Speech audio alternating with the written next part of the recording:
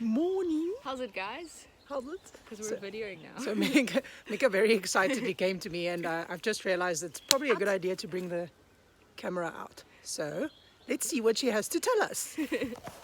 I want to give context though. So I was just telling Chanel that yesterday the sun was quite bad, and it was our first really hot day, and we haven't had rain in like a week. So everything is very dry. We try not to water excessively because it makes our plants stronger that way. But I was just showing her that this poor little avocado tree really got knocked by the sun. Hello, bug. But this bed, even though it doesn't look like there's mulch on it, it is holding so much water. And this bed was actually built unintentionally. So our neighbors used to mow their grass and then just pile it up. And before they moved, they invited us to remove some of that pile. And what we have is part soil, part composted grass, but nothing really fancy, tons of weeds. And we decided to plant in it. And as you can see, everything is loving it. So the loofah plants are starting to grow. They're much slower than everything else. But the most exciting part is that our tromboncino plants have a whole lot of female flowers on them. So here's one. That's really cool. How can you tell?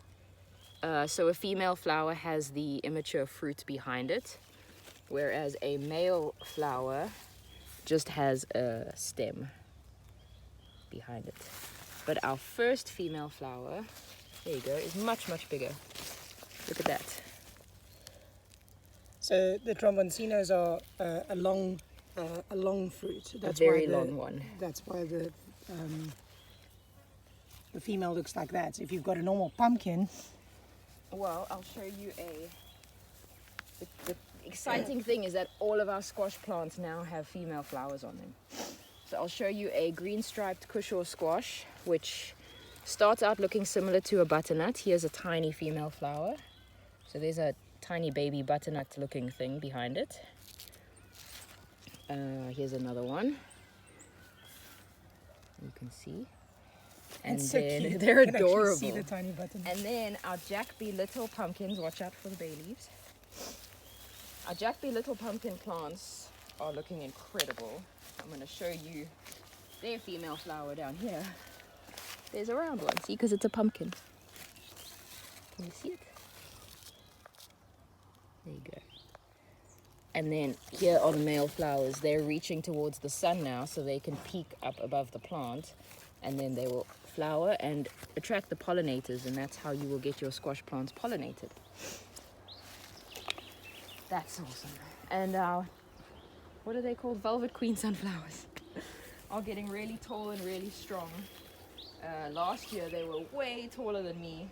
They probably will be again this year, looking at how wonderful they look.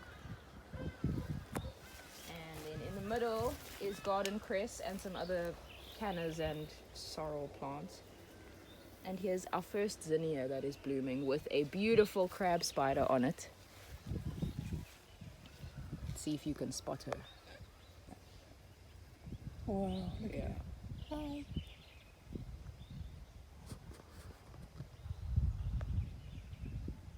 She's so cool. That was my excitement for this morning. And our buckwheat is flowering too. Which, buckwheat is the weirdest, coolest plant. And it's so pretty.